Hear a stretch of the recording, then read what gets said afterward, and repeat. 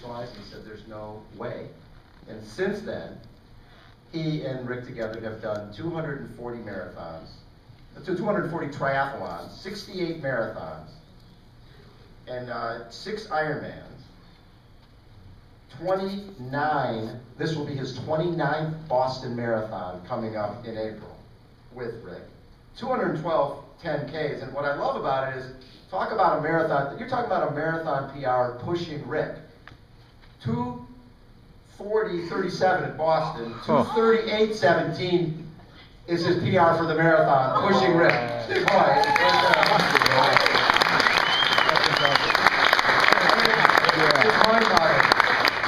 13:43 at Ironman, 35:48 for 10K.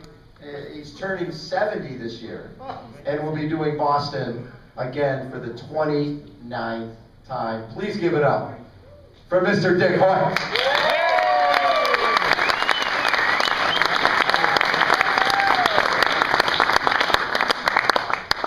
Good evening, everybody. I'm very happy to be here. I'm sorry the better half of Team Hoyt is not with us, but at the end we're going to show you a short video and you'll get to be able to see him. He's just having a few problems with his back, so he's not able to travel, but he is okay, and he will be out there doing that 29th Boston Marathon. Now, as I go through this presentation, I'd like you all to think of 3 small, 3-lettered words. Yes, you can. Because for 49 years, everybody's been saying, no, you can't. And there's no such word in the Hoyt vocabulary as can't. Now, what I want to do is I want to talk a little bit about Rick so you'll know why he's in a wheelchair and he can't talk and he can't use his arms and his legs. And then we're going to show you a short video at the end. When Rick was born, he was a very active baby and he turned himself over and the umbilical cord got twisted around his neck. And he's in such a position, it took a matter of minutes before the doctors could get at it and untangle it.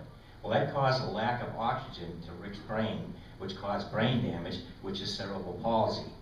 At the time, we knew there was something wrong with Rick, but we did not know exactly what. So the doctors made an appointment for us to see a specialist when Rick was 9 months old. We took Rick to the specialist and they did all kinds of tests. And the tests come back and they were very negative. They said, forget Rick, put him away, put him in an institution. He's going to be nothing but a vegetable for the rest of his life. We still haven't figured out what kind of vegetable he is.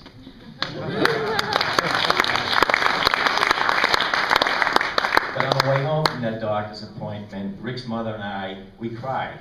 But then we talked and we said, no, we're not going to put Rick away. We're going to bring Rick home and bring him up like any other child. And this is what we have done. Rick has been mainstreamed and included all his life. Today, Rick is 49 years old. He still can't talk, use his arms and his legs, but he's graduated from public high school. He's graduated from Boston University. He lives all by himself, and Rick and I have competed in over 1,000 athletic events in the past 30 years. Wow.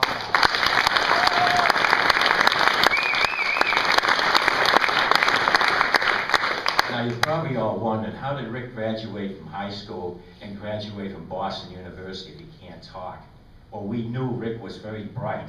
We could tell by looking in his eyes that he's paying attention and he understood everything we were saying. So we taught him the alphabet and the numbers, and then we tried to get him in a public school, and they said, no, he doesn't understand, he won't be able to learn. So we went and met some engineers from Tufts University in Boston, and we talked to them, and they said the same thing, that he wouldn't be able to learn. So we told the engineers to tell Rick a joke, and they told Rick a joke, and Rick cracked up laughing. And they said, wow, maybe there is something there. So they said, if you can get us $5,000, we'll build a communicating device for Rick. Now, you gotta remember, this was 40 years ago, and $5,000 was a lot of money. But the Hoyt family raised the $5,000. We gave it to the engineers, and they built what was called the TIC, the Tufts Interactive Communicator. And the engineers were coming to our house, and everybody's betting what are the first words Rick is ever gonna say. Well, his mom's saying it's gonna be, hi, Mom, and me to Dad, no, it's gonna be, hi, Dad. Well, the Boston Bruins were going for the Stanley Cup. First words he ever said was, go Bruins. So he knew right then and there that he understood everything and he loved sports. We took Rick to the school department. The principal of the school took him in a room with some school teachers, and they left us outside. because before they were saying we were answering for him. They asked him questions, he answered them correctly, and they had to accept him in public school. And then after that, the federal government came out with a grant, and they're building these ticks so other people could use them to communicate. Now, probably our most challenging event that we ever did happened in 1992, when Rick and I decided we wanted to run a bike across the United States. Our goal was to leave Santa Monica Pier in LA and end up at the very long wharf in Boston, covering 3,770 miles in 45 straight days without taking a day off. And other people that had done it said that that was impossible. They said you have to take at least a day or 2 days off a week. Well, Rick and I thought just the opposite. We thought we were going to get stronger as we came across. And we did, and we finished it in exactly 45 days, ending up at the very long wharf in Boston on a Thursday night. That Friday night, the Red Sox were playing a nationally televised game. So we ran from the very long wharf into Fenway Park through the Green Monster. And they said that we could run, we could talk for 2 minutes. And I said, well, what can we say in 2 minutes? They said, well, if you say that Fenway Park's accessible for the disabled, we'll let you speak for 4 minutes.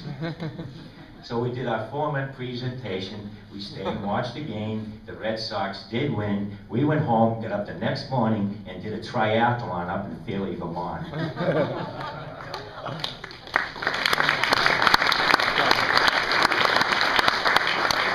How did we get involved in running? Rick was attending a South Middle School up in Westville, Massachusetts, and his gym teacher got him involved with all the gym activities with everybody else. And he was also the basketball coach at Westfield State College. And he used to take Rick to the basketball games. Well, at one of the basketball games, they made an announcement that one of the lacrosse players from the college was in an accident, and he was paralyzed from the waist down. And Rick came home from that game, and he told me all about it. And he said, Dad, I want to do something for him. I want to let him know that life goes on even though he's paralyzed. I want to run in a race. Well, at the time, I was 40 years old. I was not a runner. I used to run maybe a mile 3 times a week just to try to keep my weight down. And it's all we had was a Mulholland wheelchair, which was prescription form fitted to Rick's body. And we had a hard time pushing him in it, never mind running in it. But we went down, it was a 5-mile race. They gave us the number 00. The gun went off, Rick and I took off with all the other runners. Well, everybody thought that we would just go to the corner and turn around and come back. Well, we didn't. We finished the whole 5 miles coming in next to last, but not last. That's one thing in all the events that we've been in, we've never been last. When we got home that night, Rick wrote on his computer, Dad, when I'm running, it feels like my disability disappears, which was a very powerful message to me. If you think about it, somebody can't talk, use their arms and their legs, and now they're out there running and their disability disappears.